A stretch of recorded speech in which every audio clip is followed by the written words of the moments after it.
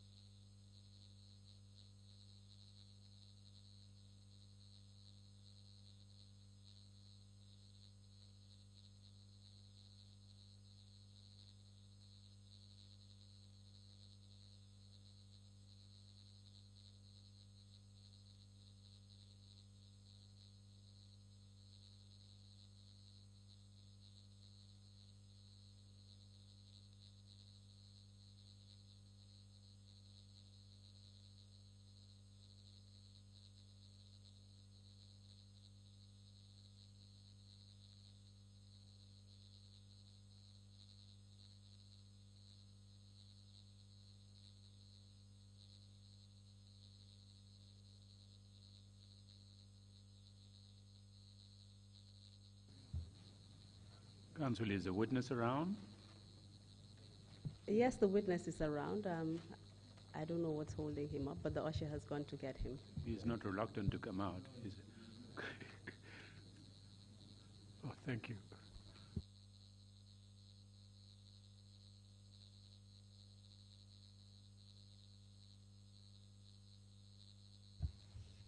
I, Alhagie Usman Ceesay, I, Alhagie Usman Ceesay, do swear that I'll speak the truth, I'll speak the truth, the whole truth, and nothing but the truth. and nothing but the truth. So help me God. So help me God. Thank you.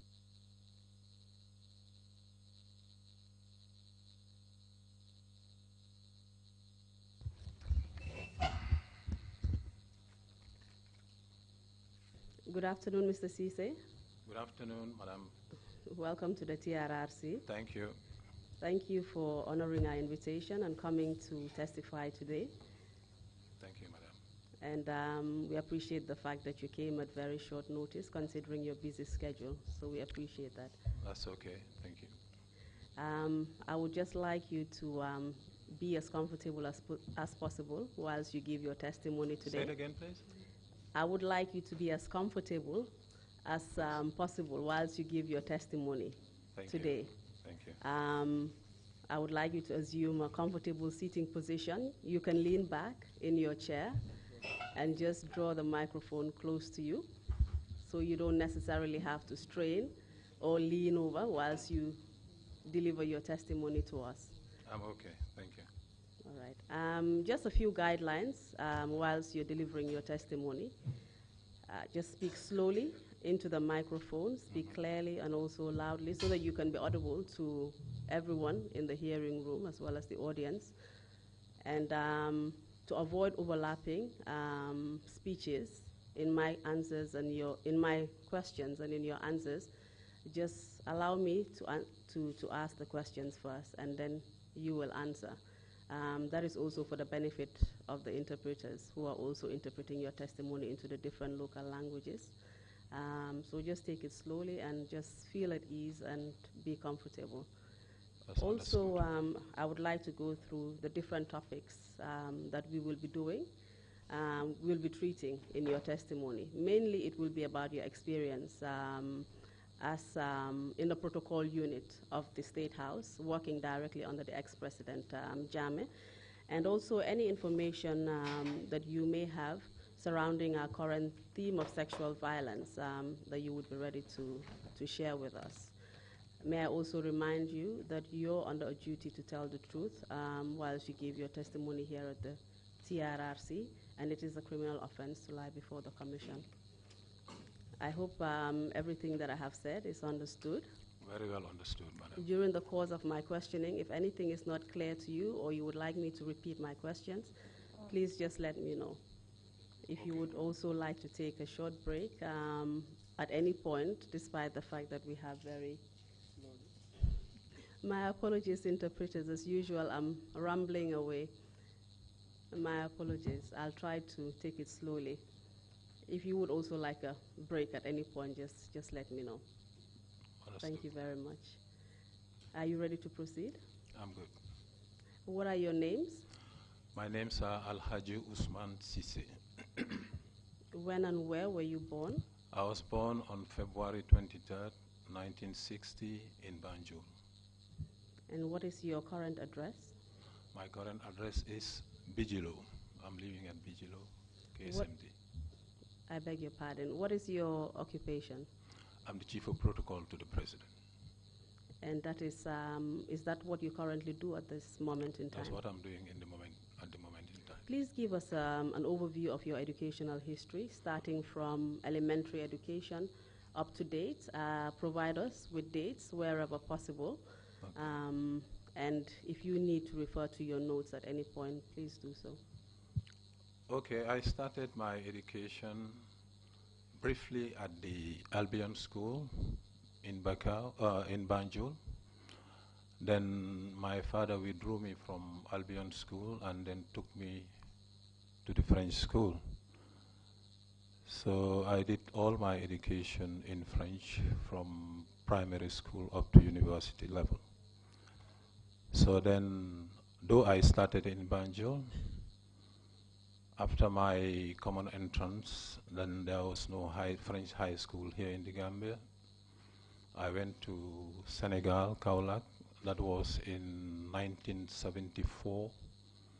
Then after my second report in Kaolack, I proceeded to Dakar, where I attended the Lycée Van Vollenhoven, which is now called Lycée Lamine Gueye.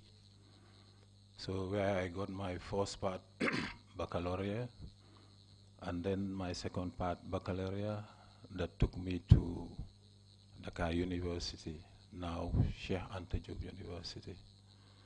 So then after Dakar, where I have my diploma in literary translation, technical translation, I proceeded to Paris. That was in 1988, where I went to Sorbonne University and at the same time attending the Institut des Relations Internationales.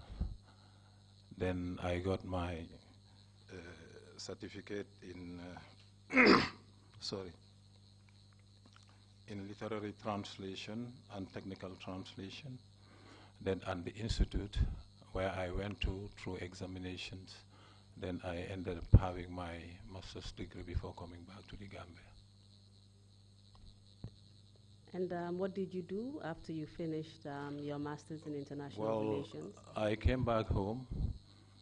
Then I started working at the Ministry of Education. I came back home in 1995. Then at the Ministry of Education, I worked as cadet administrative officer. At the same time, I was the secretary to the Scholarship Advisory Board. And then in 1996, I was posted at the Ministry of Foreign Affairs. Before you went... Am I going very fast? Yes. No, sorry. It's okay. I'm just trying to get your attention because I just want to take you a little bit back whilst you were at the Scholarship Advisory Board. I understand, under what department was the Scholarship Advisory Board? Initially, the Scholarship Advisory Board was under the Ministry of Education. But at some point, the chairman then, who was the former chairman, Jame, requested that the Scholarship Board be transferred to the office of the chairman. Then as I was the administrative secretary at the Ministry of Education, at the same time I was the secretary to the Scholarship Advisory Board at the office of the chairman. Can you tell us why ex-chairman Jame decided to withdraw the advisory board from the Ministry of Education? Well, Bring it the under his information we portfolio? got from the... Sorry, Mr. Ceesay. I believe I have warned you previously about our speeches overlapping. Okay. Just kindly allow me to ask the questions, and then perhaps just wait for about 3 seconds before you respond, just to avoid the overlap. Thank you very much. Thank you.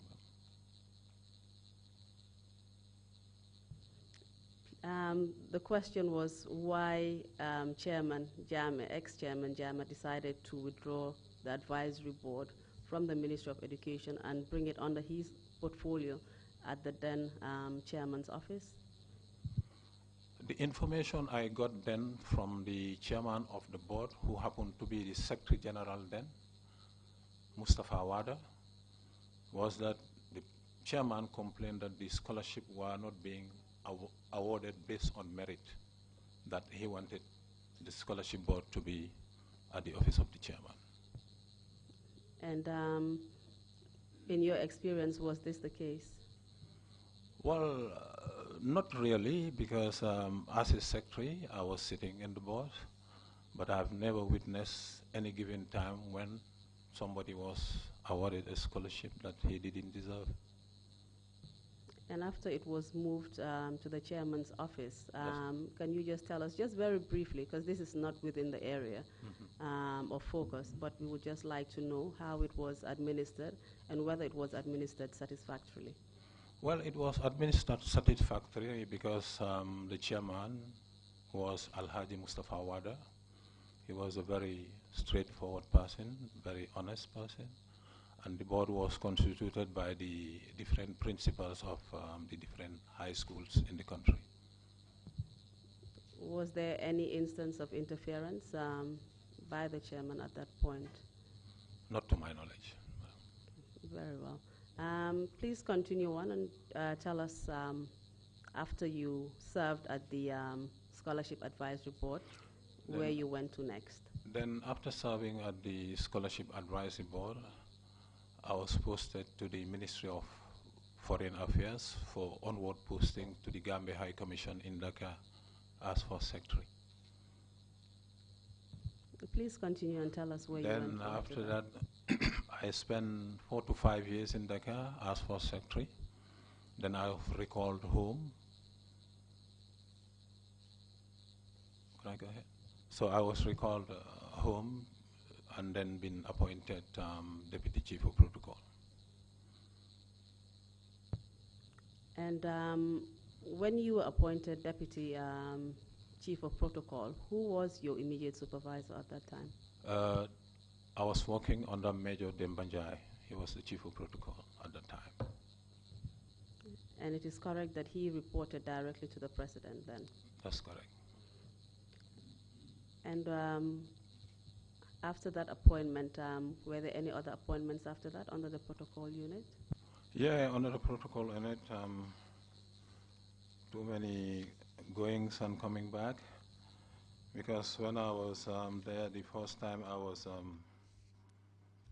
redeployed to the Ministry of Foreign Affairs. That was in December 2005. I was from Chief of Protocol demoted to Director of Protocol and sent to the Ministry of Foreign Affairs. Then while I was at the Ministry of Foreign Affairs, I was appointed the head of the protocol unit to serve, that was in preparation for the AU summit that the Gambia hosted in 2006. Then while we were there, I was the head of the protocol unit. I was recalled to serve as Chief of Protocol again. Then in 2009, I was appointed Permanent Secretary, Office of the President, and in 2010, I became Chief of Protocol again. February, 2012, I was dismissed, and 3 days after, that was February 6th, I was reinstated as Chief of Protocol. And then in July 2012, I was demoted again from Chief of Protocol to the position of Director of Protocol and was sent at the Ministry of Foreign Affairs. Then in 13 November 2013, I was dismissed. And then August 21st, 2014, I was reinstated as Chief of Protocol. And October 2014, I was demoted from the position of Chief of Protocol to Deputy Permanent Secretary, Office of the First Lady. And then 17 November 2014, I became Permanent Secretary 1, Office of the First Lady, position I held until my recent appointment as Chief of Protocol in 2017. Your experience at the protocol unit at State House was quite active, if I could say that. You went through various stages of being deployed to the Office of the President, also to the Office of the First Lady. You went through demotions as well as dismissals. That's correct. Without going into the substance of the matter, can you just briefly tell us why you were demoted at the various points that you were and why you were dismissed and then subsequently reinstated or redeployed between the two offices, the President as well as the First Lady? To tell you the truth, I have never ever been given any reason why I was being demoted or dismissed. Did you ever ask for one? No, I never. Why did you not ask for one? Well, because I don't know how to explain it. I just didn't want to be in his trap. So whenever I'm dismissed or demoted, I'll not spend any time there. I'll just pack my things and write my handing over note and then leave. Who are you referring to as he? The president, the former president. And what do you mean by falling into his trap? Well, I didn't want to be caught somewhere whereby he'll be saying that, well, I didn't want to show him my emotions, really, in order not to be frustrated further. Did you have any suspicions about why he acted in that manner? Why I was demoted, you mean, or dismissed? Yes.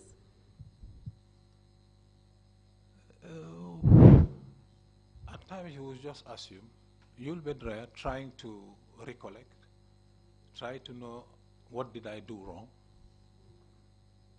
that would warrant my demotion or my dismissal. You will end up only in speculation, but you would never know exactly why this is the reason you are being demoted or dismissed. Thank you very much. But I'm sure later on we will go into some of the difficulties and challenges that you had whilst you were working at State House. Kindly give us just a preview into the protocol unit at State House. What was its function, as well as the role and responsibilities that you had as Chief of Protocol within the unit? Well, as Chief of Protocol, you manage the President's diary, you schedule his daily meeting, you coordinate his activities, be it within the premises of the State House or outside. At the same time, you are responsible for coordinating his overseas engagements and any other assignment he feels you should do for him within the framework of your responsibilities as Chief of Protocol, of course. And apart from coordinating perhaps meetings and trips, would you also accompany him to these various functions or activities that he had? Yes, Chief of Protocol always traveled with the President. And would I be correct in assuming that you spent a lot of time with the President in very close proximity? Well, in the office, because it is the responsibility, the role of the Chief of Protocol to usher whoever has to go in, unless you have a very familiar person or the orderlies to do that. And also it's the responsibility of the Chief of Protocol to usher the President from the house to the office and back. And would you say that you had a very close relationship with the president? Professional relationship, the president, yes. You had a close official relationship with the president? That's correct, madam. Due to the nature of your duties? That's right. You already mentioned that you were working under Dembanjai at the time when he was chief of protocol. Can you tell us who else was in the protocol unit at that time? Well, when I first came, Dembanjai was the chief of protocol. And the other person I found there was Patun Jaganjai, who was the senior protocol officer to the former First Lady. And then Babukar Jobate was there as protocol to the former Vice President. So at that time, yeah, we were 3 to 4 then. Did you have any protocol officers working directly under you at the time? At the time, then Fatunjai, though she was the protocol to the First Lady, but she was my assistant, sort of. What about under the office of the president? Did you have any protocol officers working directly under you? Then, at some point, protocol officers started coming in. Then I remember having James Mustafa Kujabi as Deputy Chief of Protocol, Omar Jiba as Deputy Chief of Protocol. Just to warn you, Mr. Ceesay, I believe we spoke about this previously. Okay. Just in terms of some of the names that are protected, which we discussed, just to avoid naming such names. Okay. Well, Yes, you already have a copy of the protected sorry for information sheet before you. Yes, but please go on. I mean, as long as those names are not protected, you're allowed to mention them. Okay, all right. Thank you.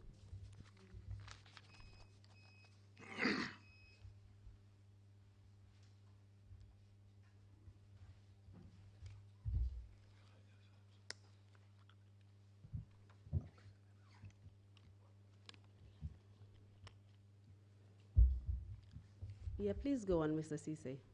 You mentioned James Kujabi, and who else? Omar Jiba, And what were their positions at the time? Deputy Chief of Protocol. I think James came first, and then Omar followed. Do you remember at what time period they came? What year? If my memory serves me right, I think that was around 2008, 2009, if my memory serves me right. Can you tell us briefly about how they were recruited into the protocol unit? Well,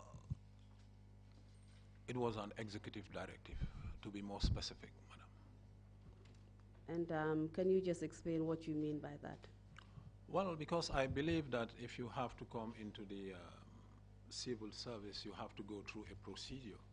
Because normally when there are vacancies, positions are advertised, applications are submitted at the Personnel Management Office, shortlisting is effected, and then interview is being done at the Public Service Commission. So, and if at all, there are protocol officers that are supposed to come to the office of the president and work under the chief of protocol. In normal circumstances, the chief of protocol have to be invited at the PSC to attend the interviews of the would-be protocol officers. But in my experience, the only time I went to the PSC was when I was myself being interviewed to join the civil service. But apart from that, I have never, ever, as a chief of protocol, been invited to attend interviews that concern protocol officers. So as far as you were concerned, the recruitment of Mr. Kujabi as well as Mr. Jiva did not actually go according to normal recruitment practice of civil servants in the government at the time? Well, no. Unless, I don't know where they come from, unless it was a redeployment from one ministry to another. But if not, I've never attended any interview. As far as you know, I believe you're speculating, but I'm just asking in terms of what you know. As chief of protocol then, you were not invited to an interview. At the PSC, no. Okay, thank you. And can you tell us the nature of the relationship between Mr. Kujabi and Mr. Jiba and the ex-president? Well, I think, I'm not sure. I know Mr. Kujabi was very close to the president. At some point, I thought they were related, I think. You knew that they were relatives? Well, I suspected that. They were very close. They were very close. Did you know that they were relatives? No, no. Okay. But this is public knowledge. That they were relatives? Yes. Well, okay, thank you. And how close were they? Can you just explain the nature of their relationship? Well, because at times, you know, even if some people have issues that they want the problem to, the president, former president, to take care of or to address, at times they go through James Kujabi because he was more familiar with the president to assist and get that problem solved. And would you say that he had a closer relationship to the president than you did as his boss? Well, I mean, my relationship with the former president was very professional because I did all my best to avoid too much of familiarity with him. And what about Mr. Jiba? Yeah, Jiba the same, Jiba the same. Because I believe that Jiba, they knew the president before. That's my belief.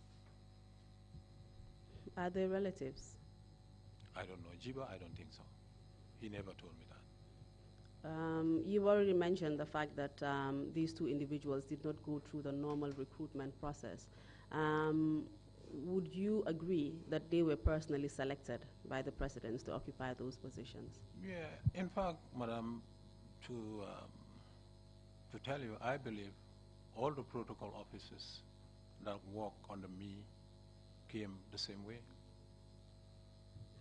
Please just be clearer. What do you mean by they came the same way? Not through the normal procedure. It was an executive directive, Madam. So they were personally selected by the president? Yes. Because it was the president that was issuing these executive directives, very wasn't correct. it? Very correct, Madam. Thank you very much.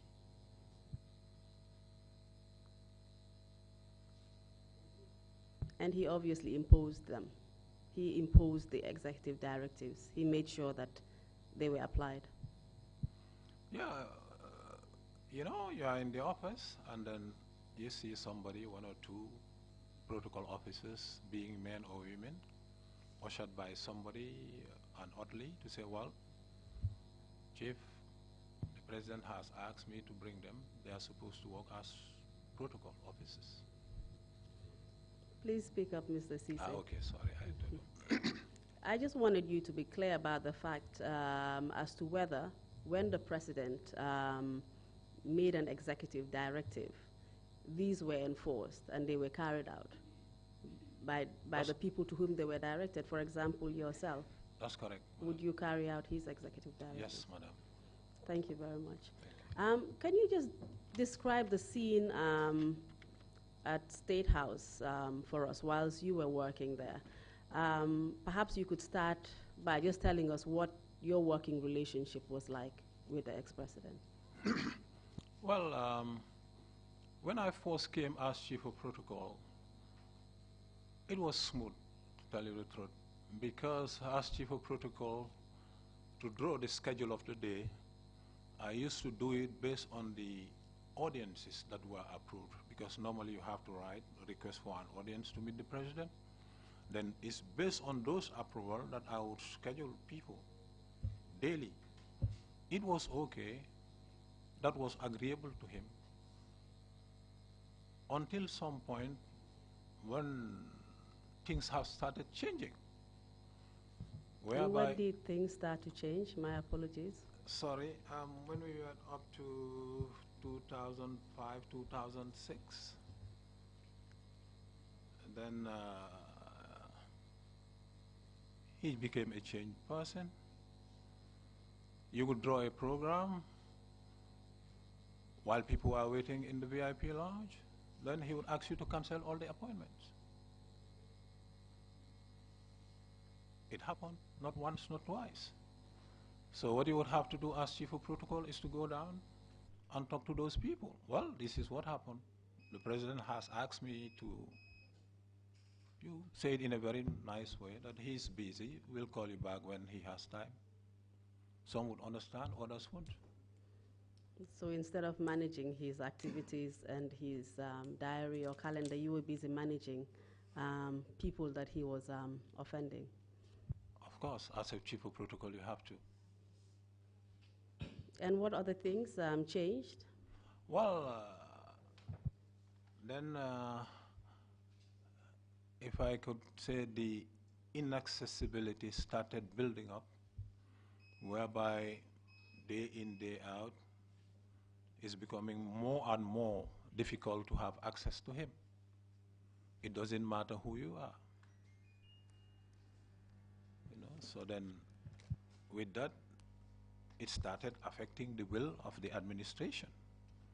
So if a minister would come without urgent issue and having problem to see the president, when those matters have to be dealt with immediately, then it started affecting the whole system, the whole administration.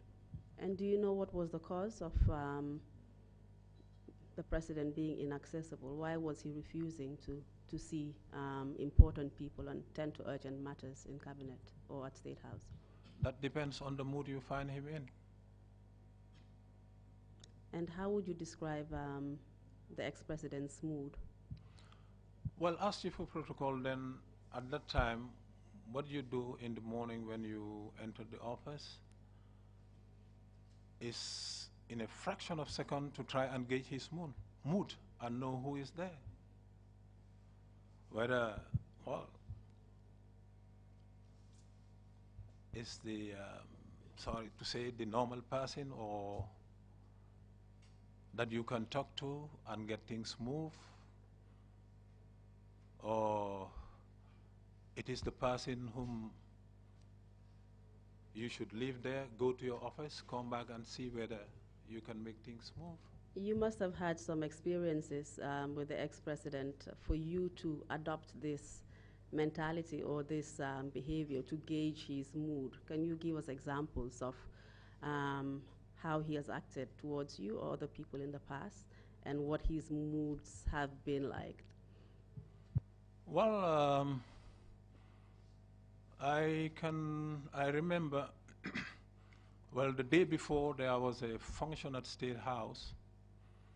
Then he was giving money to some people. So when the last person came, there wasn't anything left. Then he told me, well, let him come and see me tomorrow. So I'll give him his share. But that very morning when he came, well, I dare not even talk to him. But when I went out, I went to that gentleman and told him, look, I would advise you to come back tomorrow because we are very busy. And then, you know, he couldn't understand that. Who are you to tell me that? The president told you yesterday that I should come today, and you're asking me to go back home? I won't. What mood was he in, Mr. Ceesay, when he came in that morning? Because you said you dared not talk to him when he came in. What kind of mood was he in? A very bad mood. And how did you know he was in a bad mood? Well, you know, I mean, as the chief of protocol, it's very easy for me to know what mood he's in a fraction of a second. Then I would know what issues to raise and what not to raise. Unfortunately, we are not in that position as chief of protocol, and we don't have that relationship with ex-President Jammeh. So please bring it down to our level and just, you know, break it down. As I was saying, Mr. Ceesay, I haven't finished my question yet. Sorry, madam. I'm sorry. Just help us to understand, you know, what kind of mood he was in and what would tell you that he was in a bad mood, perhaps in the way that he acted or things that he would say or the way he carried himself? Yeah, in a bad mood, because at times the first thing you tell your principal when you see him is either good morning or good afternoon. And when you say so, you would expect an answer back.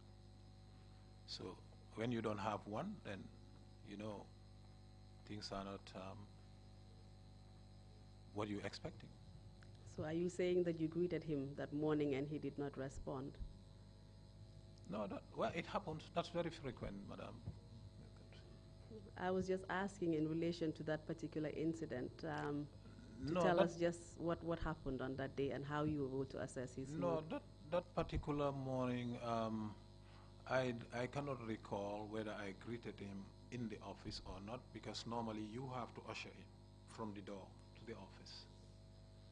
You know, and normally when we do that, you don't do that alone. You are together with the commander, the orderly, and the head security. The commander of what, sorry? Commander of the State Guard. Thank you. All right. So what happened? Just go ahead and tell us what actually happened on that day. Then I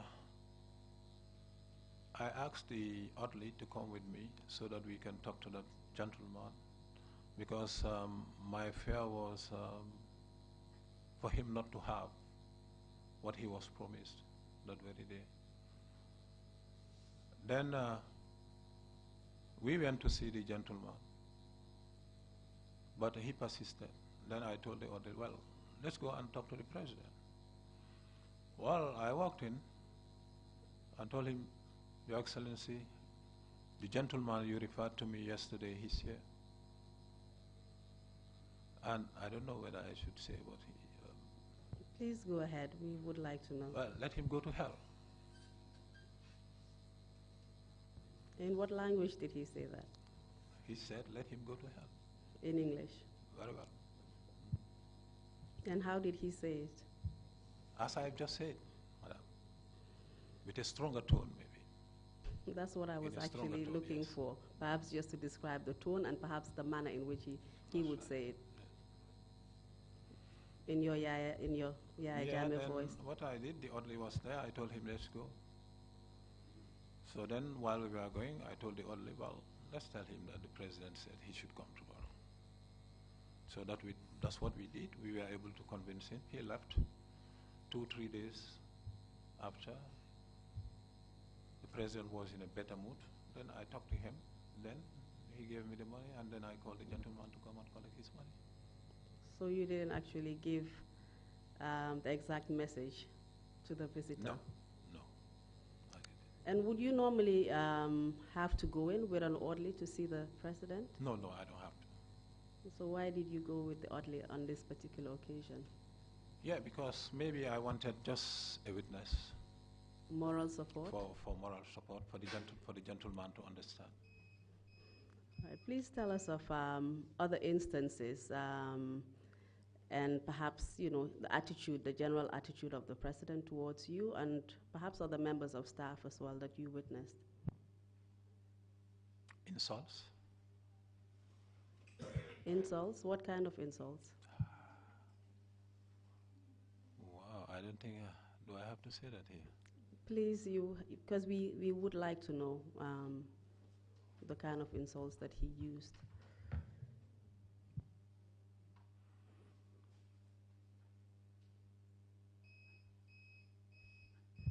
We want to know, Yaya Jammeh, we want to know his character, his personality, who he was as a person. Very difficult to know, madam. Yaya Jammeh, the person he was. Yes, I mean, to ask you to go to hell. As I said, I remember him telling somebody a protocol. If you say this or you do this again, you will regret why you were born. We have heard other things that he has said to other witnesses, more graphic words than that. We understand that you're a diplomat, Mr. Ceesay, but please don't be diplomatic about this. Tell us what insults the ex-president used to use on people. I mean, you were in close proximity to him. You also witnessed how he treated his orderlies, for example. Oh, yes. You know, who were members of the army, and perhaps, you know, he could say things, more things that he could say to you, for example. So tell us what some of the words that he would use on them. Well, to be quite honest, I'm having problems saying that in public, to be quite honest.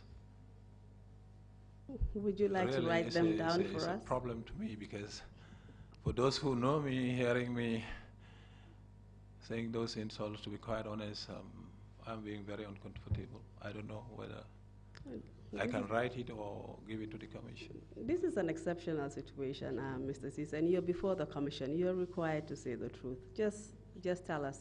It is not you using them. You're just narrating what someone else said. Well, su loolu amate naa ko def lu nangam tàndeem. That's the really is more to it, but it's difficult for me to say. What about 6 feet deep? Did he threaten anyone? Well, 6 feet deep, not that he said that in my presence, but I think that was an interview. I heard it over an interview, him saying that. Did he actually threaten anyone with death, for example?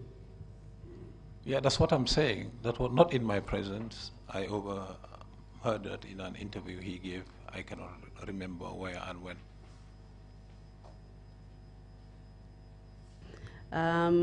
What about any of the threats that he made towards you or his orderlies?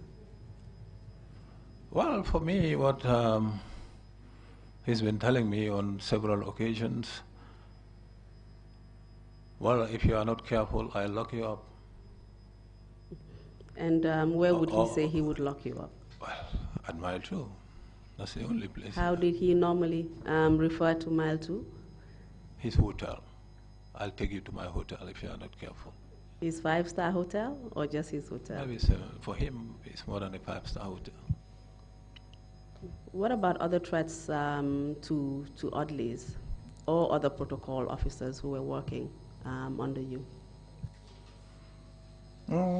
Those that, you know, because at times you would have the orderlies go to his office without my presence.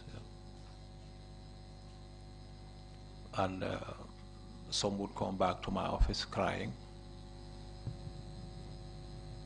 They'll be crying, bitterly at times, but in most cases they will never tell you what happened between them and the president.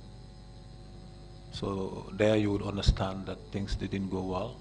So what you need to do is just to encourage them to be stronger enough. And were you suspicious about what he had done to them to make grown, not only men, but these are hard soldiers cry? Yeah, insults. I'm talking about the protocol officers. Apart from insults, did you actually see him do anything else? To the protocol officers? No, no.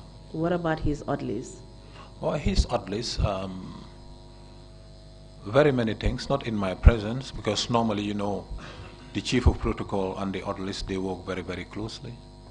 In the morning, they will explain to me the incidents they went through overnight. Please tell us what kind of incidents they reported to you. Sprays in their faces, in their mouth, beatings, insults. Under what circumstances? Just explain the circumstances. Well, if he... Sorry, Mr. Ceesay. Please remember my warning. Okay. Madam. Just to avoid it, just count 3 seconds before you respond. Sorry, madam. All right, thank you.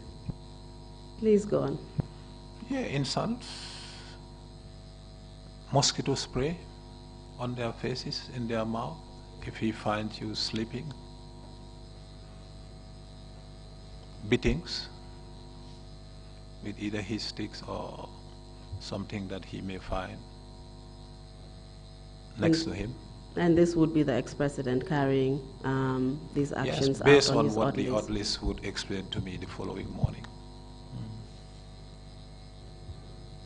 Do you remember any other ways he would treat members of his staff? The orderlies? Yes, please. Yes, to ask the commander to lock them up at the Fajara barracks usually.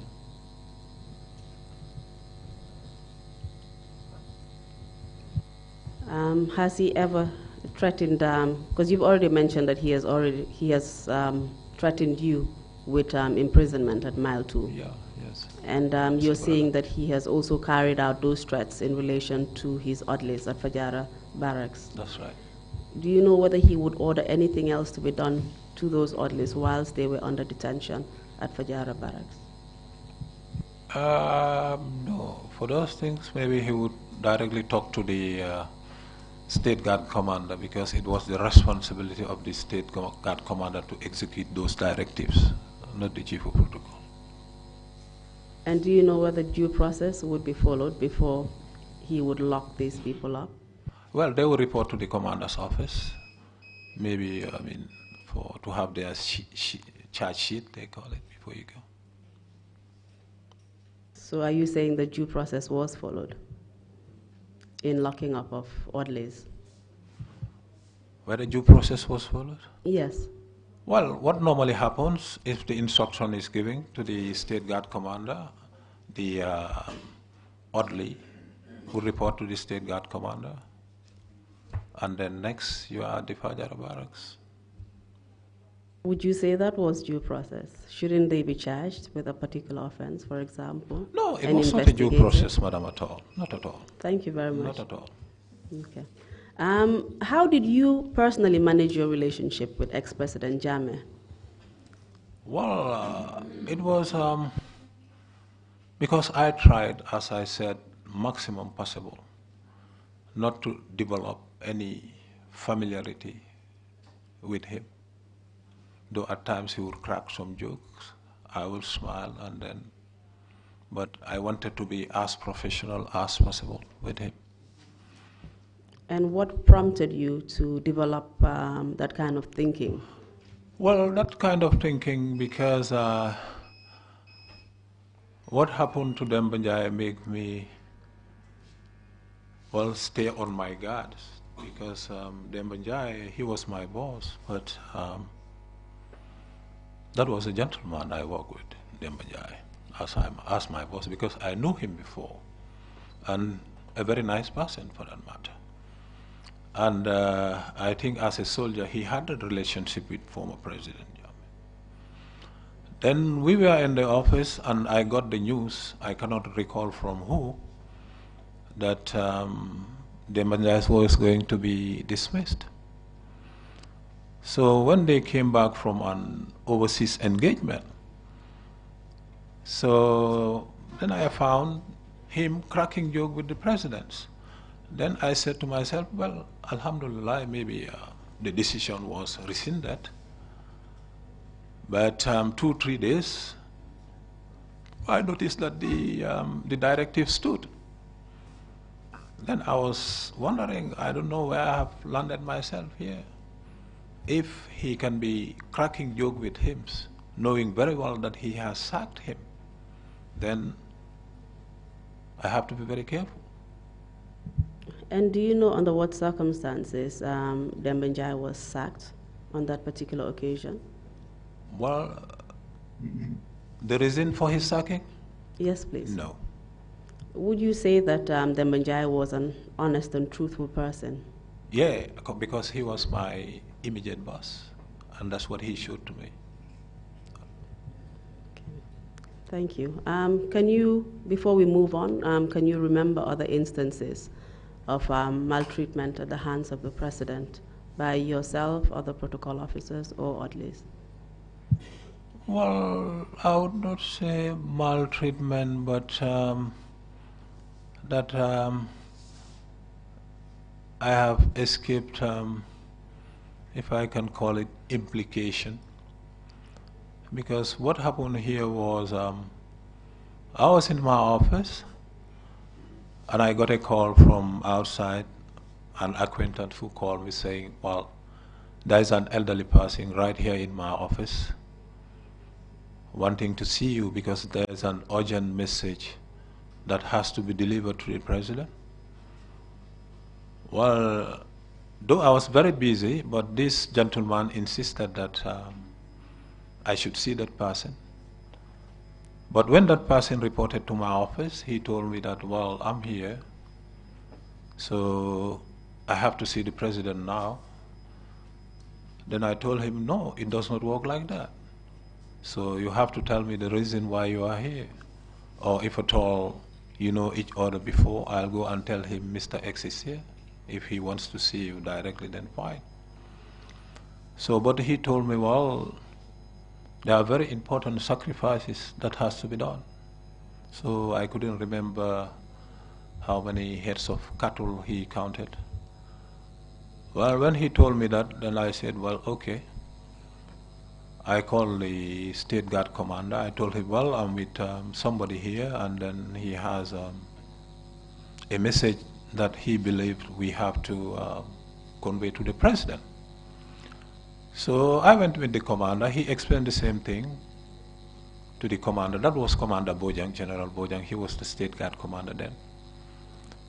Then when he said that, I told him, well, I believe, Commander, what we have to do, well, because the president is very particular about things like that.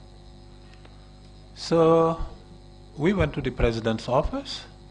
Sorry, Mr. Ceesay, just clarify what you mean by he's very particular about things like that. Well, I mean, about sacrifices to give out charity. Those are things that he was doing very frequently. That's what I mean. Thank you. Well, we went to see him. Then when I narrated this story to him, he told me, well, these people, maybe he's just looking for money. But anyway, what you do, call Solo Bojang, a soldier, and together with the commander and that elderly person, you can talk. Then we called Solo. He came to the State House. And then when he came, we went to the commander's office. And then this man explained the same thing. So then after the explanation, Solo said, okay, he'll go and brief the president. I tell him, no. The assignment was given to all three of us. Let all three of us go to the president. We went to the president. So we explained everything to him. He said, okay, I'll see with Solo. So while we were going towards the exit, he told me, Ceesay, in fact, I think this is the very person who came here and told you that there is the likelihood for a coup d'etat. 16 November 2006. I told him, me. He said, yes, you. I told him, no. Your Excellency, at that period, I was not your chief of protocol. I was the head of the protocol unit at the AU sector. He said, yes, okay, okay. And in fact, I told him if I was your chief of protocol, I would have traveled with you to Mauritania, because when there was that attempted coup, I think November 2006, they traveled to me. He said, okay, yes, yes, yes. Then, well, that's how we walked out. I went to my office, take ablutions and pray to Trrc and said, Alhamdulillah. And why did you do that? Well, because I was of the belief that it could have been worse for me if I didn't have tangible reasons to give him. And what do you mean by it could have been worse? How worse could it have been? Everything could have happened. Maybe I would have been discussed here at the Trrc. Like what? Well, those who went for those, I could have been killed for them. And what coup d'etat were you referring to? 2006. Was it the coup d'etat of Nur Cham? That's correct, madam. Okay, thank you.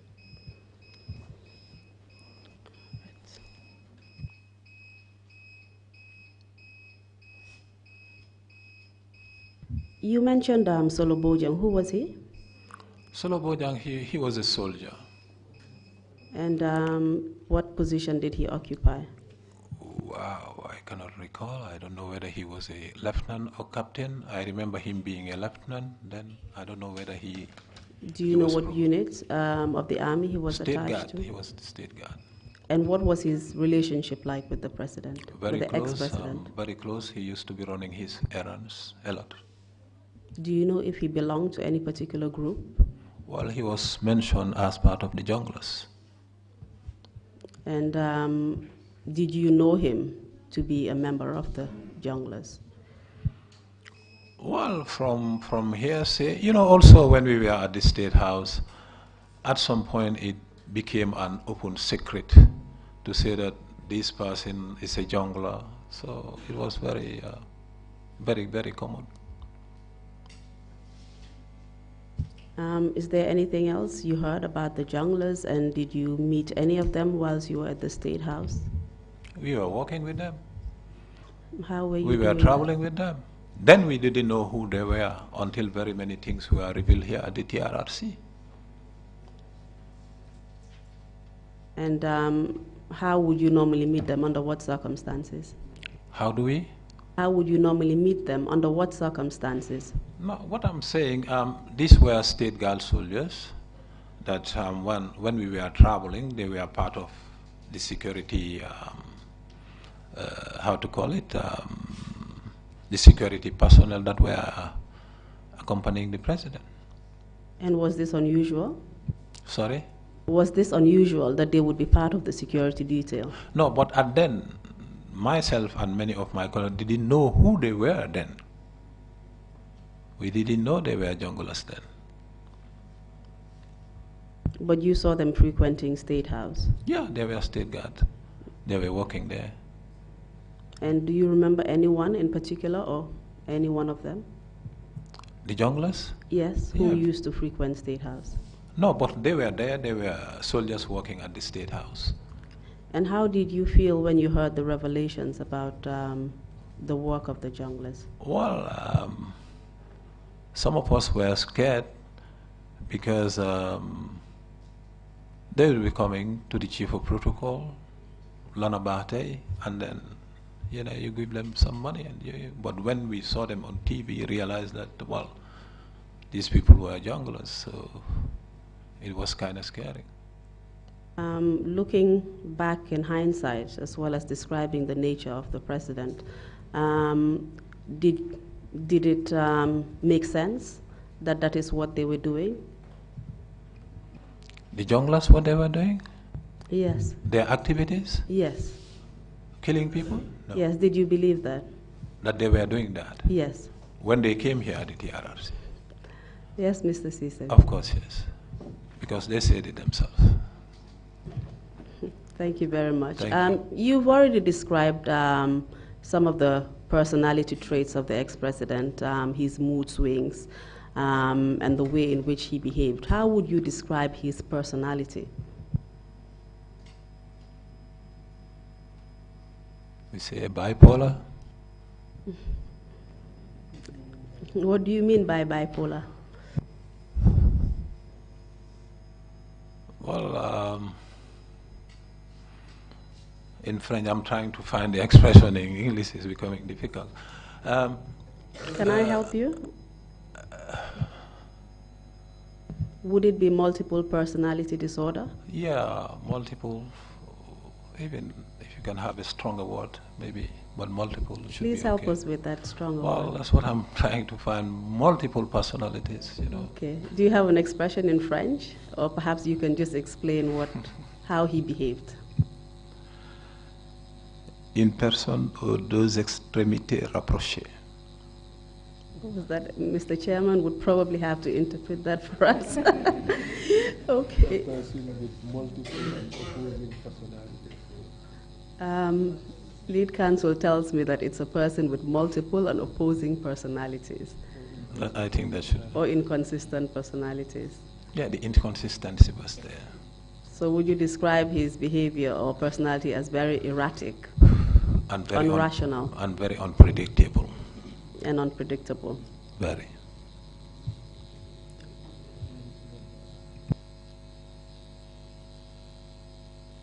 And how did you deal with that? What challenges and difficulties did that pose in your working relationship with the ex-president? Well, we've been managing.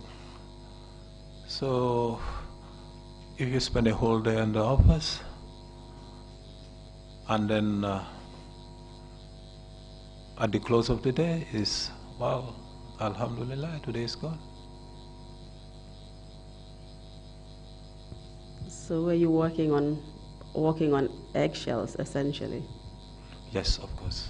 Trying to gauge his mood? Yeah, trying to gauge his mood and trying to manage him at the same time. It must have been a tense environment. My apologies, please continue.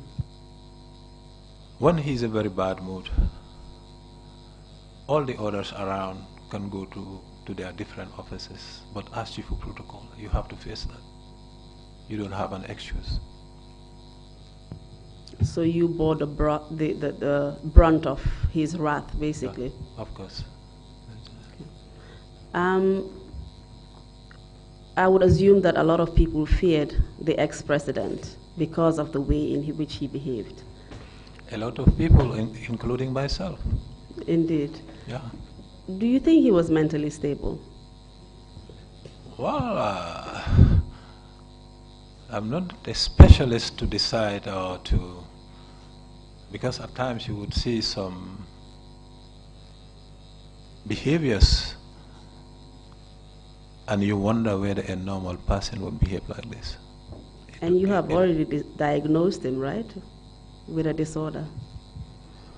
Well, yeah. I believe it's a mental disorder. It could be. Right, let's move on. A lot of people feared him, you said, including yourself. Can you give us examples of perhaps the few people who actually could stand up to him and tell him what they thought? Are there examples of such people? Very, very few then. I can only remember Jame Haruna. Well, I don't say defied him one day. I didn't know what he said in Jola, but what it was interpreted to me, it meant, well, you asked me to come, but I'm still here and you are not attending to me. So why did I ask those that were there what he said? It's because of the tone. Because then I didn't see anybody at that time who would dare face him and talk to him like that. And how did the ex-president react? Well, he replied in Jola. And subsequently, did you hear what happened to Haruna Jame? Yeah, afterwards, based on the what the junglers narrated here, yeah. And what was that? That he was killed. And do you know under what circumstances he was killed? Well, I think he was taken in the bush, and if my memory serves me right, what was it, Oya or somebody, that there was a rope tied over his neck and they pulled it from different ends and then he fell down. And who gave that order to kill? Well, I was not there. I was not the one who was According to what you heard the junglers say? Well, that the order came from the former president, based on what they said. All right. Thank you very much. We'll just move on to another area. We've heard lots of testimony within this sexual violence theme that we're dealing with about a special group of protocol officers that were at State House. Do you know anything about a special group of protocol officers that existed at the State House? Yes. Group of protocol officers that would be sent to the chief of protocol. There were very many. Some men, but mostly young ladies that would be ushered to my office and said, well, these are protocol officers that the president has asked us to bring to you and that they should work under you. That was very frequent. And just let me just repeat the warning again, just in case you make a mistake, not to name any names. But would you know how these protocol officers were actually selected and recruited? It was an executive directive. And you have already explained to us in detail about what those executive directives were. And did you have a choice to accept them or not? We had to accept them. We didn't have any choice. Because if we had a choice, we would have been asked to interview them or to attend their interviews. And in terms of the kind of protocol officers that came, especially the young girls, did they have the capacity to work in that position? Not really. Some of them were kind of okay, but you would have a majority of them that were very academically limited. And did you know whether or not these protocol officers were being selected based on merit or employed based on merit? No, the opportunity was not given to us to gauge them in the first place as to know whether they can do the job or not. So they would just come like that. Then as a chief of protocol, you will try through the assessments you give them and see what they are fit to do and what they are not fit to do. And what was your assessment once they were brought in? I mean, did you find them capable? Some, yes. And the others? The others, no. And those who were capable, what kind of work would you engage them in? Yeah, some of them you would even go to the point of asking them to be editing files files that are sent to the chief of protocol. I started training some of them as to how they should minute a file to go to the president through the secretary general. Some did well, but others you tried, but really it didn't go any further. So you have to be giving them, assignments would you think will be of their level. Then at times, in most times, you ask them to be ushering guests to the VIP lounge. And what would you say was the nature of their relationship with the ex-president? Well, some of them, Madam Counsel, it was an open secret. Let's just say some of them were special ladies to the president. Please tell us what you mean by special ladies. Well, because, some of them, you assign them once, twice, you don't do it for a third time. They may not tell you, but the look is that, well, I'm brought here by the president. So you could not hold them accountable? Sorry? You could not hold them accountable? Not at all. And why was that? Well, simply because they were all brought to me because it was an executive directive. Some of them would understand that there's the chief of protocol, we have to work under him. They would take my instructions, but others were seeing things differently. And what you could do is just to manage them. Please elaborate and explain so that we can understand. Sorry, ma'am. Please elaborate and explain so that we can understand what you're saying. What I'm saying? Yeah. No, what I'm saying is some of them would come with a reasonable academic level. You see that, well, there is something that you can put onto these ones. Because that's how I say things. I just approach them professionally as a chief of protocol. Even to see whether through the job you can build their capacity. Some will, okay, accept, but others won't. And I believe you've already explained the circumstances, you were in because of their relationship with the president. You could not hold them accountable. But you also said that the nature of the relationship of these girls to the ex-president was an open secret. What was an open secret? No, open secret, because at the State House, everybody would understand, okay, you just, the name of protocol officer was just a cover-up. For what? Huh? For what? For their being there. Please call a spade a spade. That's what I'm saying, madam. Tell us the nature of their relationship with the ex-president. Well, their relationship, that's what I said, it was a special relationship. The only thing is that when we were in the office, we are together with them. So when we close work, we'll go home. Some will not go home.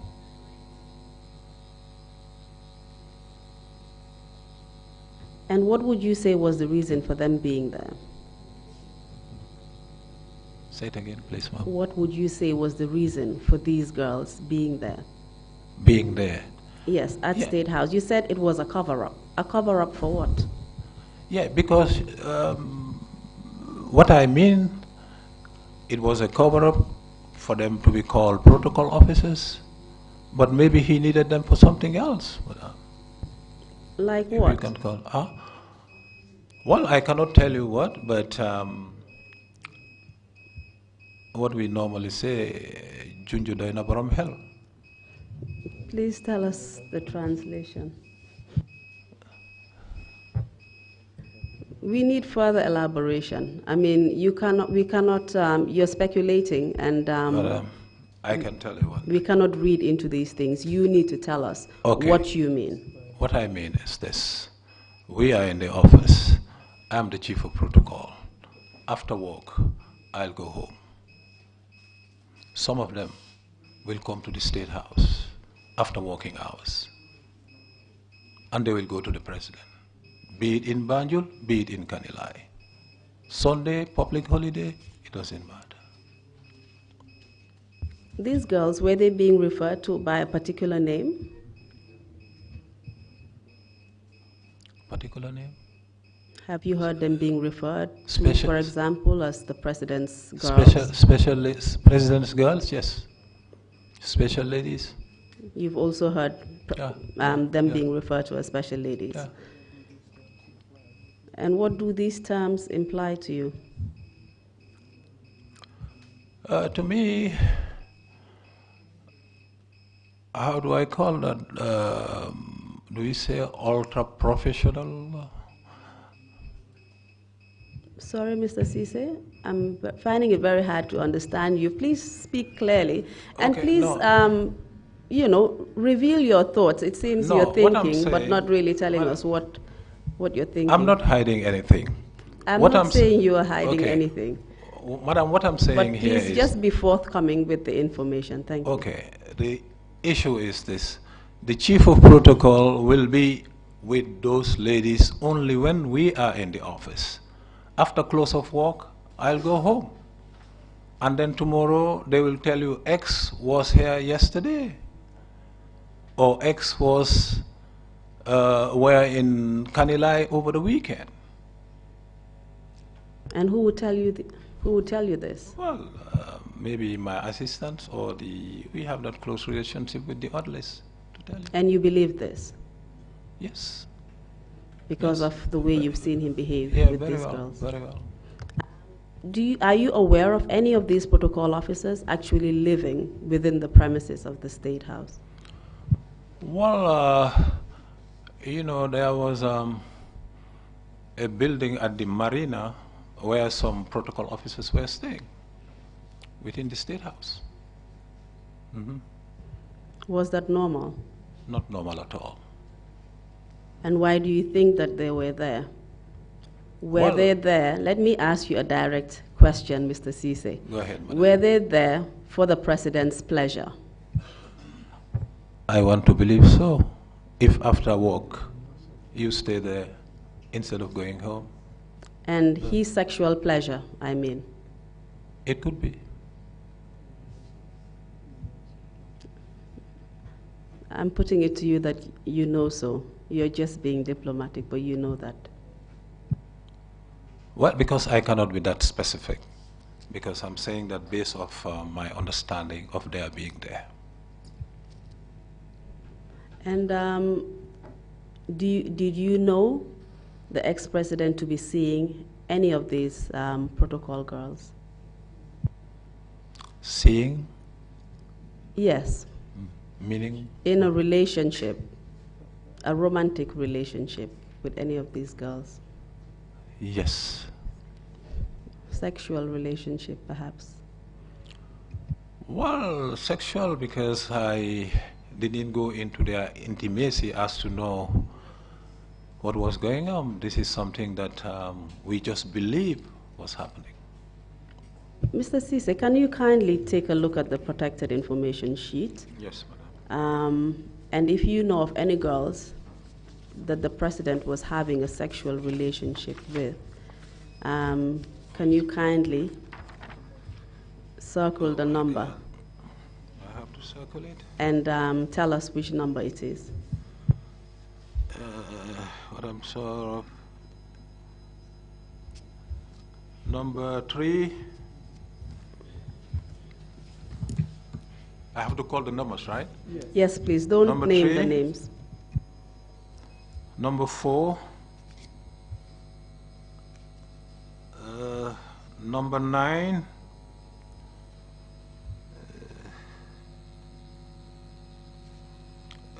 Number 9. Number 15. Number 16. Number 17. Number 19.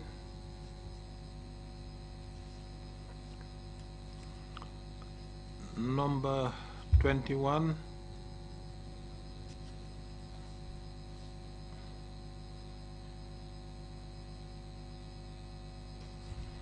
Number 28.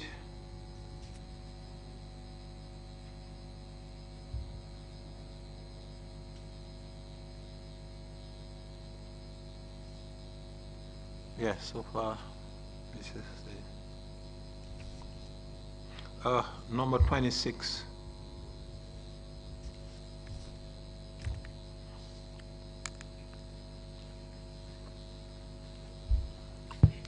Are there any other names that are not on this protected information sheet that you can think of?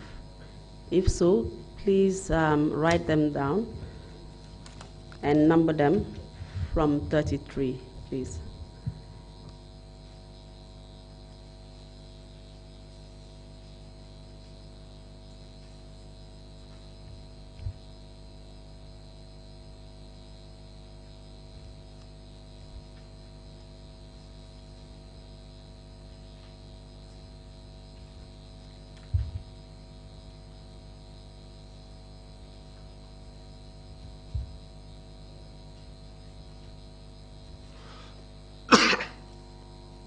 $33 years.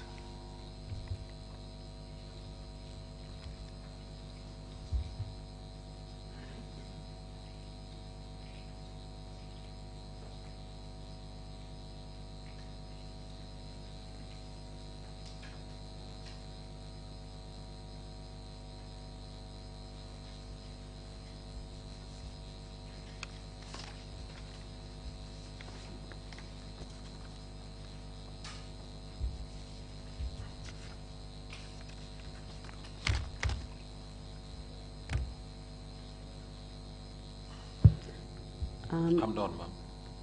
Mr. Ceesay, do you know whether in any of these names on the sheet, whether they were married at the time, whether any two individuals on this sheet were married at the time?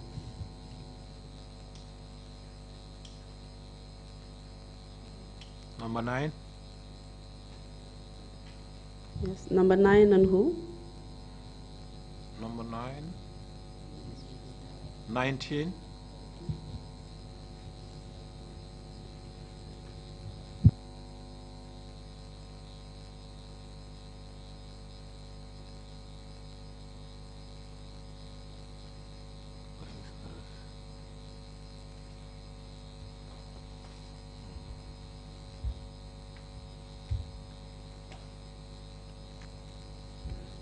How about 28?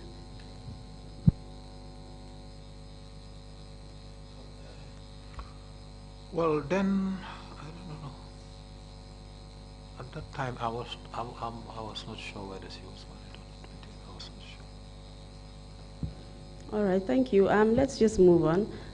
I would just like to ask you some questions surrounding some of the numbers that you have circled, and just to warn you again, not to reveal their names or any identifying information.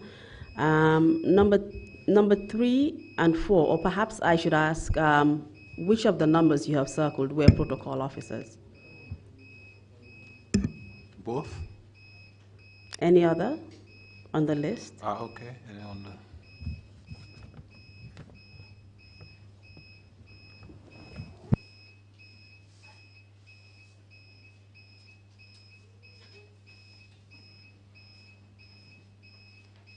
that's all. Okay.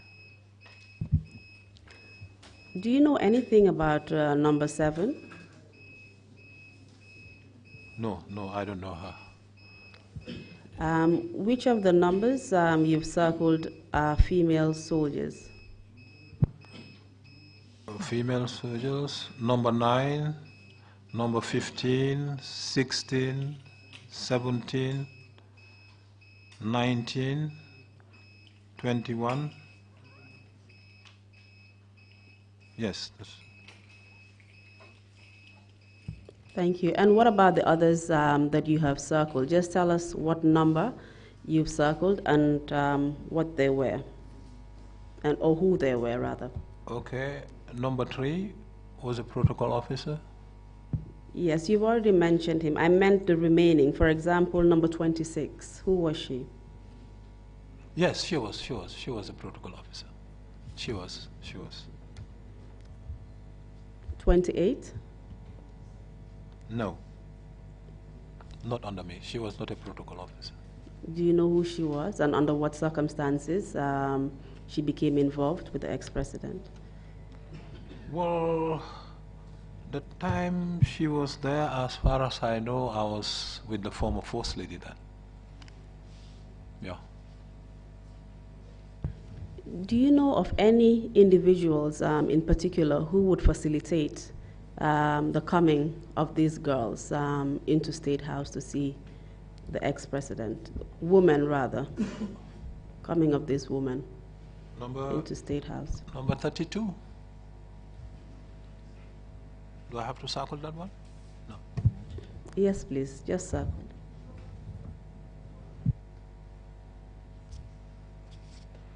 Number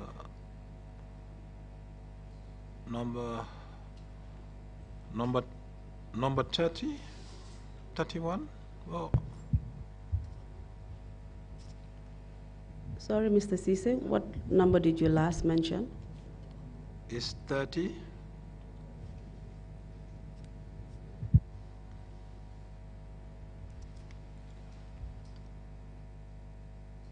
Are you confident, or would you like to mention any of these names?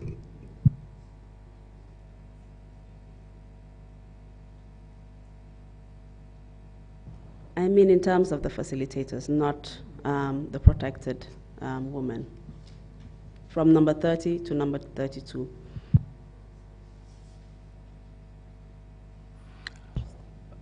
I would prefer not to, if you may allow me to do so. Any one of them? Jimby, I can say. Okay. And who was Jimbe? Can you give us her full name? Jimby Jame was a protocol officer. I think also a relative to former president. Do you know how they were related? No, really.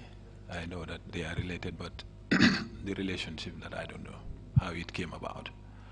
Please tell us more about the nature of their relationship, apart from them being related. How close was she to the ex-president? Very close. Because then, in fact, when you would want to give assignments to this protocol officer, the easiest way for me was to call her and tell her, look, I have this, arrange your girls to go and get it done. And who were those girls? The protocol officers. And was it because she had a special rapport with them? That's very true, yeah.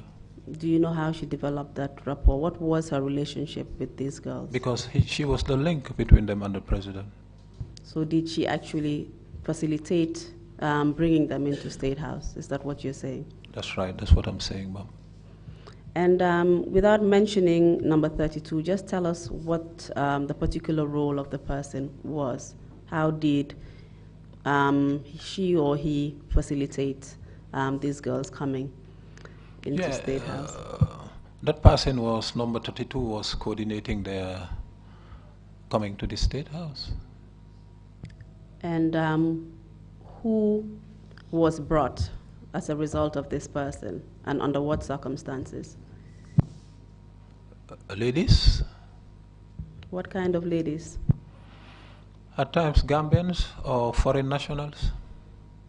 Not all, but Gambians and foreign nationals. From which countries? Foreign nationals. And how would you call number 32? Would you have a particular name or a special name for the person, special word? A facilitator, maybe. What about a pimp? A pimp? Would Yes. you agree that would be an appropriate word? Yes, madam. And why would you say so? Well, because the role that person was playing is that of a pimp. Please explain for those people that don't know what a pimp is, please. Is to be given or to be assigned to go and get a lady for a particular person and bring it to that person. That's my understanding of a pimp. And where would these ladies be taken to? To the president. Where in particular? Banjul, Kanilai. And for what purpose? For what purpose? Wow. Please call a spade a spade. No, okay. Not that I'm hiding something, but I'm looking for the words in order not to offend Just the be commission. direct. Well, for the president's desire. Is that his sexual desire, sexual pleasure? Yes, madam. These foreign women in particular, did they have a particular look or physical appearance, just out of interest? Beautiful. And how else would you describe them? What was their complexion like? Light skin. And would you say that was the taste, a particular taste of ex-President Jammeh when it came to women? Wow.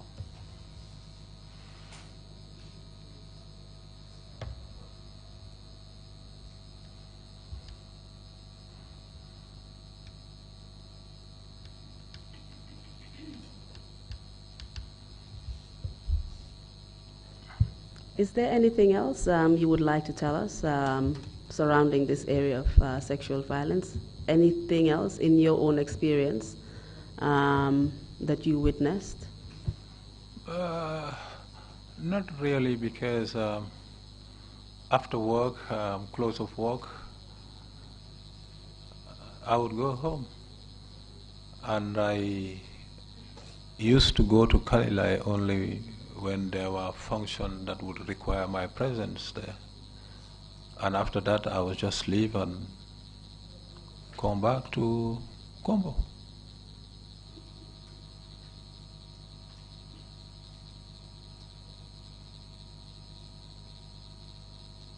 And when you went to Kanilai, can you tell us the kind of activities you would observe there?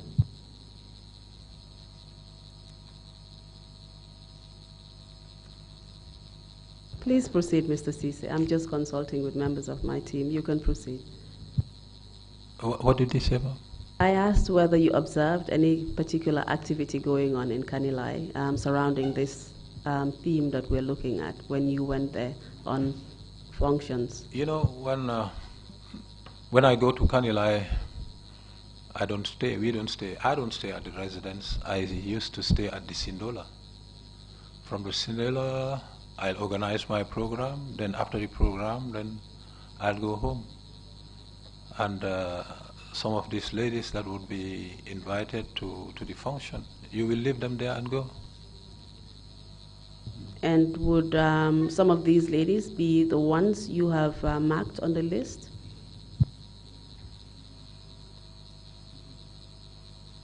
Yes, that's correct, yeah. Would they also include women who were actually brought by number 30, 31, and 32?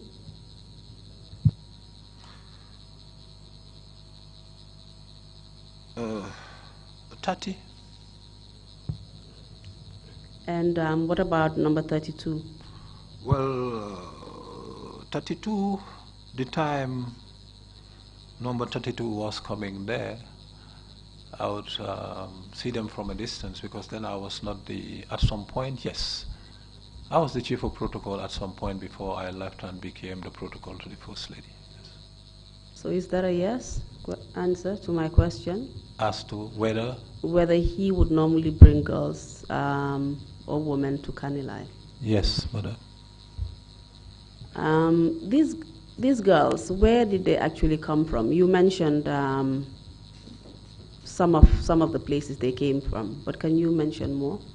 Yeah, the girls that used to come from overseas, we used to have Americans, yes, Ethiopians, Nigerians, yes, as far as I can remember, yes. What about Brazilians? Brazilians. Maybe at the time then I was not there. I cannot recall the Brazilians, no. And do you know how he managed to acquire such exotic women for the ex-president? Well, that I cannot tell really. How did that number 2 manage to have those people or those ladies into Banjul? No, I don't know. I have no idea. And do you know what the purpose of these foreign girls being brought from overseas to the ex-president were for? You know, because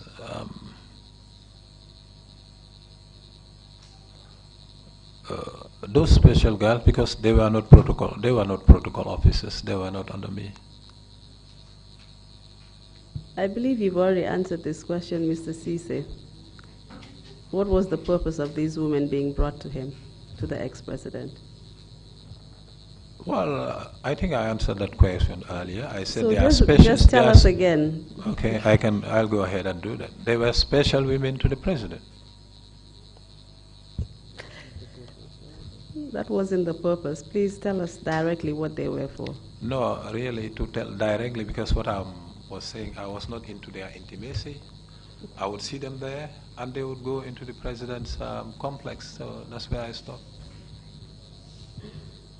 And did you suspect what they were for in that case, taking into consideration what you told us about all the other women? What do I suspect? Well, because taking women all the way from America, Brazil, and other countries, it was for a purpose, I believe. Mr. Ceesay, I see you want to make my life very difficult. For what purpose? Not at all, madam. Because that's what I suspect. Because really, I was not there to know exactly what they were doing in the complex. For what purpose did you suspect they were here for? For his pleasure, madam. Thank you very much. That is what we wanted to hear. Thank you. Thank you. Let me just take you back to the protected information sheet. Have a look at number 12.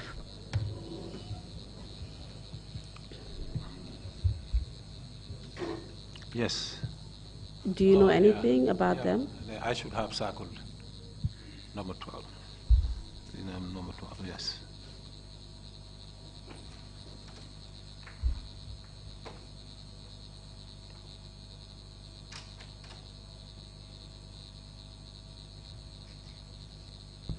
I've circled that one. Yeah, please, without revealing any identifying information, What do you know about this particular individual? She used to be there to brew attire. I found her at the State House. And what do you mean by brewing attire? Brewing attire is making attire for the president. Sorry, Mr. Ceesay? I said making attire for the president. And do you know under what circumstances this attire was being made and taken to the president? No, how do I happen to know that is at times as chief of protocol, you will be called either from home or from your office to come and answer to the president. And then you would go there and then find that a particular lady is there brewing attire for the president. And was this brewing of attire a special or regular activity for the president, the ex-president, Jammeh? Well, you know, I will just say based on what Yusufa has just said here. He said it all, and I believe all that he said, because he was an orderly and we were working very closely. So the only thing is that he would spend more time with the president than I used to do. And what did you hear Yusufa say about that these they were women special, who were brewing attire? That they were special ladies who would brew attire, take it directly to the president, neither through the steward nor the orderly. And when the boys brew attire, it has to go to the president through the orderly or the steward. And was it normally for people to have such direct access to the ex-president? No. That was unusual? No, you don't have.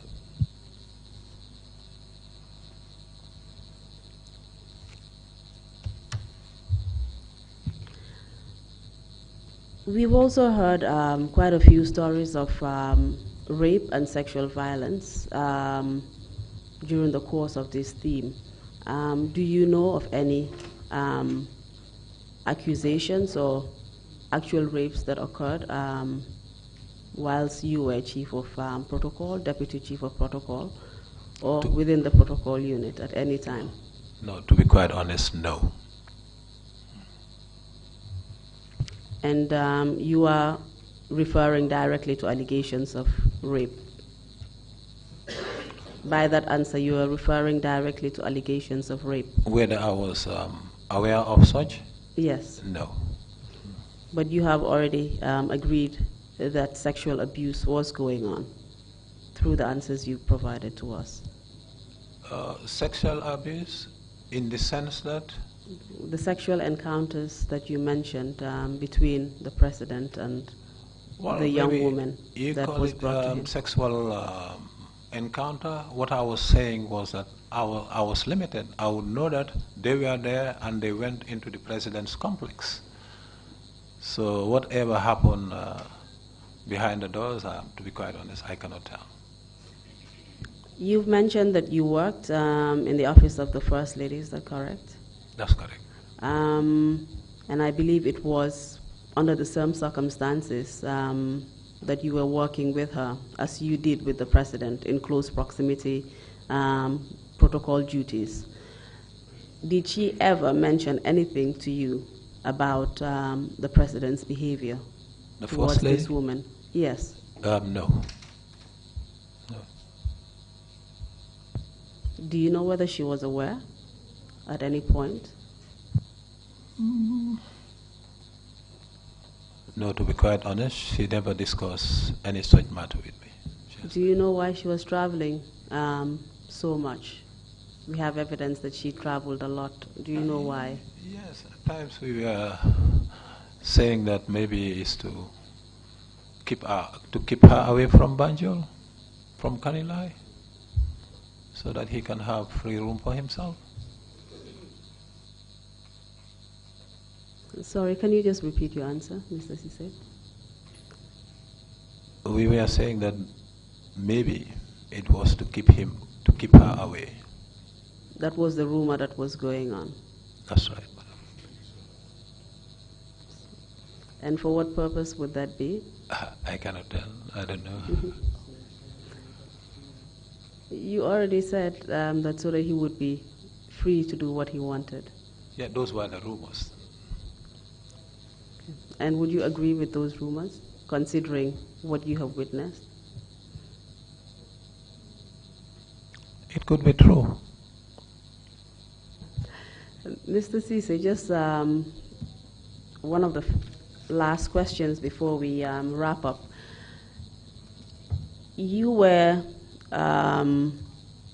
Chief of Protocol, I believe, for the Office of the First Lady during the impasse. Is that correct? That's right. Yes, I was the I was permanent secretary responsible for protocol matters at the Office of the First Lady. What is the difference between that and Chief of Protocol? Well, in a way, I was the Chief of Protocol to the First Lady, but I was not called Chief of Protocol. But you were performing the same duties and functions. That's correct. Okay. Where were you during the political impasse? The political impasse, immediately after the elections, we traveled to the United States. Please go ahead, Mr. Ceesay. We traveled to the United States of America. You traveled with her? With her, with the First Lady. And where did you go to? We went to Washington. Where in Washington? D.C. Where in Washington, D.C.? She was staying at the Potomac residence, and I was staying in a hostel. And where is the Potomac residence? Where is the? Yes. Is it a hotel? Is it a house? It's a mansion, madam. Owned by who? By the former president. And can you tell us anything significant that happened during that time whilst you were accompanying her or escorting her? I can remember we were there, and then the former president had already accepted defeat. But while we were there, based on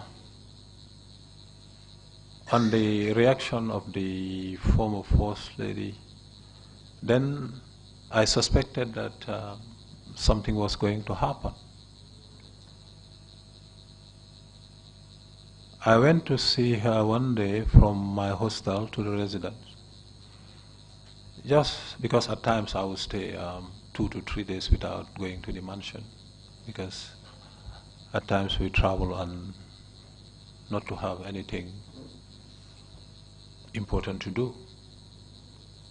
So when I went there to see her, while I was walking away, I overheard her calling the head of security, who happened to be Juf.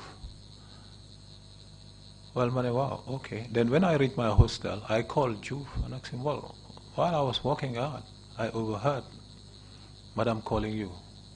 What happened? Well, he told me that in 3-4 days he should expect some security officers, private security officers. Wait, then I added one on one and said, well, you know, it was rumored that the former president may change his mind and against the results. Okay. So then what immediately came to my mind was to call the Moroccan ambassador. He's still the ambassador to the Gambia with residence in Senegal. Then I called him. When he picked up the call, he was in Morocco. Then he told me, yes, Chief, I'm sorry, I'm in my hospital bed in Morocco, but you can go ahead quickly and tell me. I told him, wow, I suspect that the president may change his mind and reject the results of the elections completely. So he told me, what do you want me to do? Well, I told him, well, if this happens, it's going to be catastrophic in my country, and anything could happen. So what I want you to do, would it be possible for you to contact somebody in the king's chamber and asked him to talk to the first lady with a view to dissuading him to talk to the husband not to change his mind regarding these election results. He told me yes, but while I was talking to him, I realized that he was not feeling well. Then when I put my phone down, then I called the Senegalese ambassador in Washington, who happened to be Babacar Diagne. He was an ambassador here sometime. Well, I told him, well, Mr. Ambassador, well, I suspect that this is going to happen in my country. He asked me, where are you? I told him, I'm in my hostel. Munema, okay, I'll send my driver to come and pick you. So the driver came, took me to the embassy. I explained everything to him, that well, the president is going to change his mind regarding these election results. So he told me, okay, I'll do my best and then talk to the competent Senegalese authorities. So I left and came back to DC, then I contacted, then the present defense minister was the ambassador to Washington, Sheikh Omar Faye. I explained the same story to him. But I told him, as far as I'm here right now, I want to believe that the First Lady would be the only solution for this thing not to happen. Then we agreed, Sheikh Omar Faye and myself, to make the FBI call the First Lady. I gave him the number. He gave it to the FBI.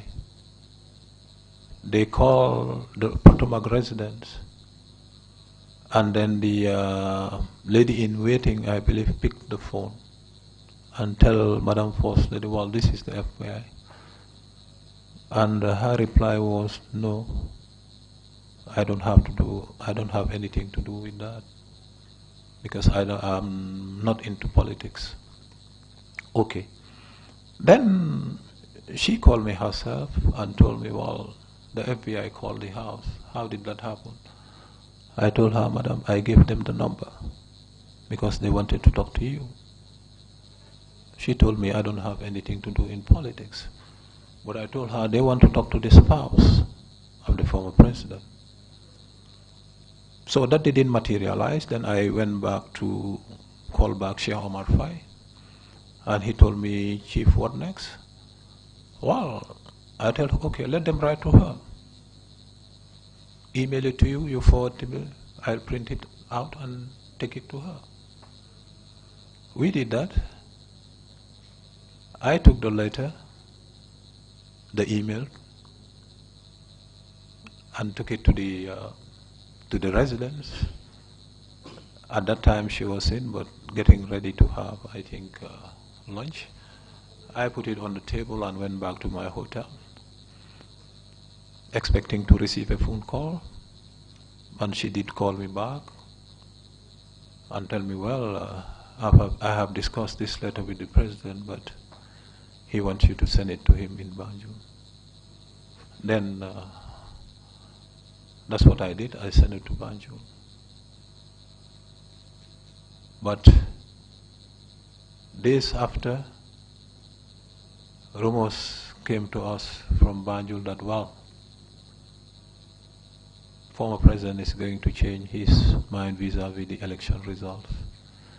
Then I called the Senegalese ambassador and I told him, well, what I was telling you is very near and something has to be done. Because if such happened, well, because we were imagining all type of scenarios, we imagined. So actually that's what happened. So in short, Madam First Lady was the person that influenced ex-President Jammeh to change his mind over the elections. Is that what you're insinuating? No, what I'm saying here, then I thought she could have put her weight on the president not to do so. So that's what I was trying with that underground diplomacy, but it was not successful. Did you believe that she had any influence over him? Well, at that time, because that's what I believe I could do, because she was the one I was together with at that very moment. But do you believe that she actually had influence over him? That's the question. Yes. Well, there are circumstances when, you can ask the First Lady to talk to the President. Do you know if she had anything to do with his decision to actually change his mind? Not really, not really. Just the last question before we conclude. I realize that we are running out of time. What was just in short, what was your experience with the First Lady when you worked in her office? Yeah, very difficult because we used to travel with her to America and many places together with the security guard, of course. And that's why I was fond of this expression, misery in luxury, meaning that you will stay in a 5-star, 7-star hotel and not to have the right to eat there, and to go stay in America 15, 20 days without per diem and come back home.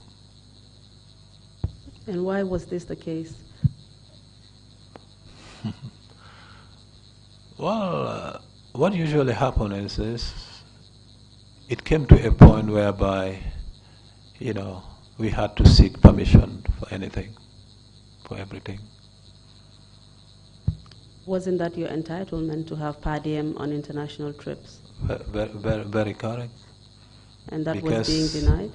We had this experience of traveling with the First Lady, writing, requesting for per diem, and then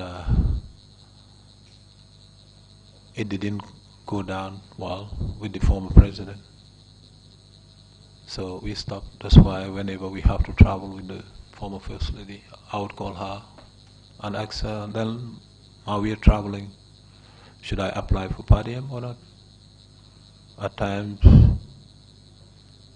very rare occasions, yes, or if not, okay. She would tell me I'll seek permission from the president. And was this behavior to disguise the number of travels that she actually went through during the course of a year? Yeah, it could be. It could be, but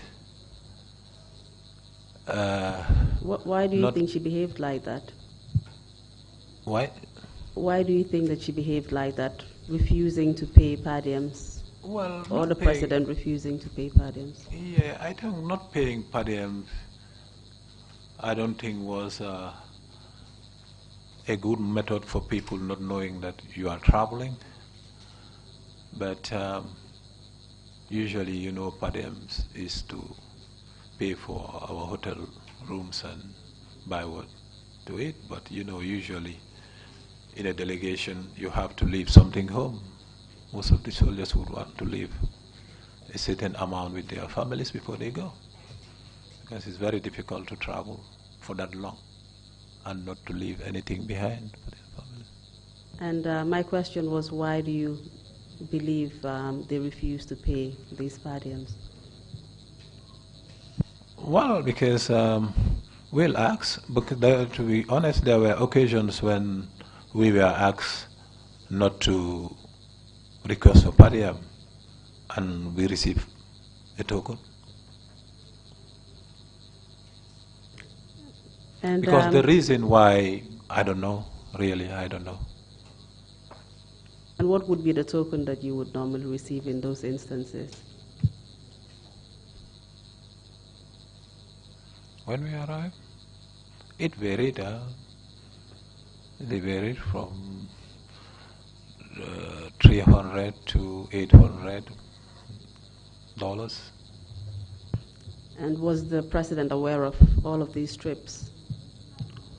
Was he aware of these trips that you went on with the First Lady? Of course, yes. Was he aware of the fact that you had not been paid? That I don't know, because at times when we are asked not to write, and then in turn we were given a token, which he said it was for the former from the former president. There I assume that the president know that we were not being paid. All right, thank you very much, Mr. Ceesay. Mr. Chairman, I hand over the witness. Oh, my apologies, Mr. Chairman. I have just one more thing to do before I end the witness's testimony.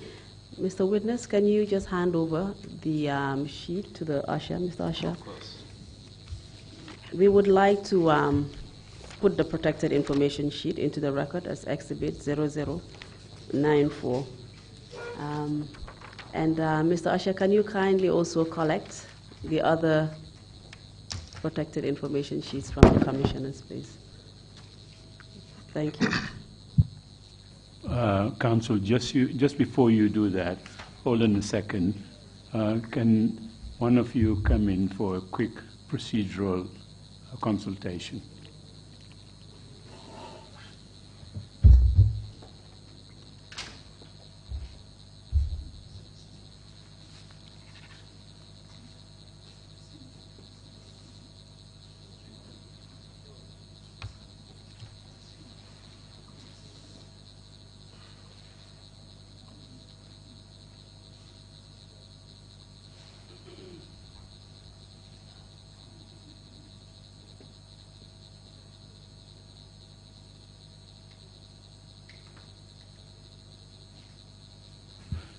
Thank you very much, Chairman Council.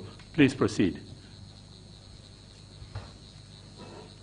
Yeah, thank you. I hand over the witness to you. I don't know if you've granted my application, though. I made an application for the protected information. I was just about to do that, but the procedural question had something to do with that. I was going to preempt you, but it's all right. Lead counsel has explained it, clarified the point. I don't think there will be any confusion now vis-à-vis the record of these proceedings. But your request is very happily granted. Thank you. But thank you very much indeed, Council, and thank you, Mr. Ceesay, for your testimony, and thank you also for coming to assist us in carrying out the mandate that the National Assembly has given us. Thank you, On to commissioners now. If you have any questions for Mr. Ceesay, please so indicate and proceed. Bishop, you have the floor, please. Thank you, Chairman. Mr. Alhagie Usman Ceesay. Yes. Those arrayed of fanciful ladies from Africa and America that used to be on the beck and call of the former president, how long do they stay when they are in the country?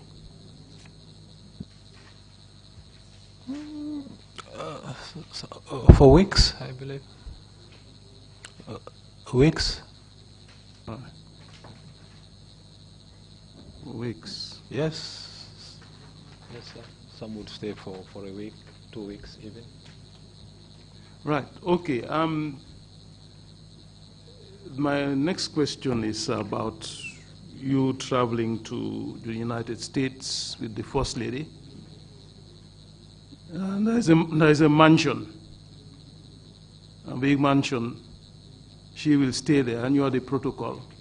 And you have to go and stay in a motel. Can you please explain the rationale behind that? Well, maybe there was no space for us to stay there. There was no space for us to stay there. Yes, because what I'm saying here, there were outer rooms that was reserved for the security, but there was no room for protocol there.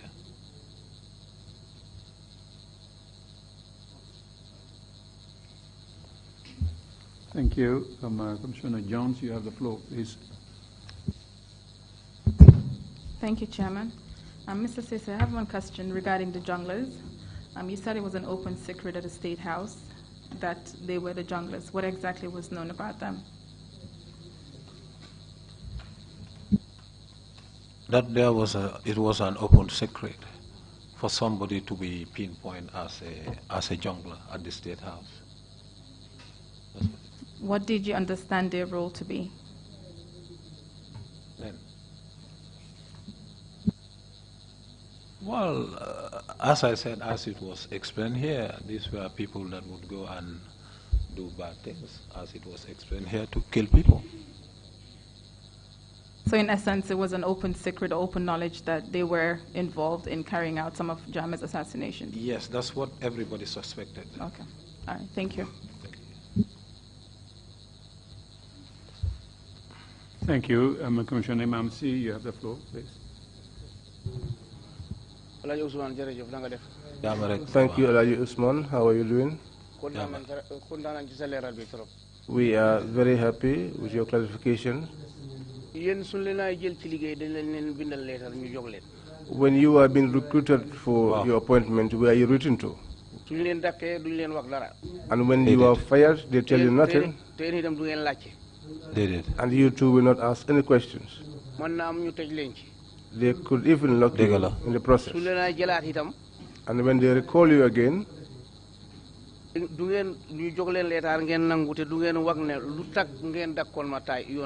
when they give you a letter of appointment, you accept and you don't question them why they had sacked you initially. What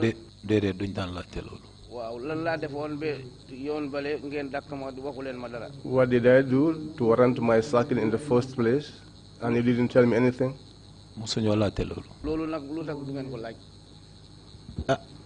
We've never asked those questions. We were afraid to ask. That was it.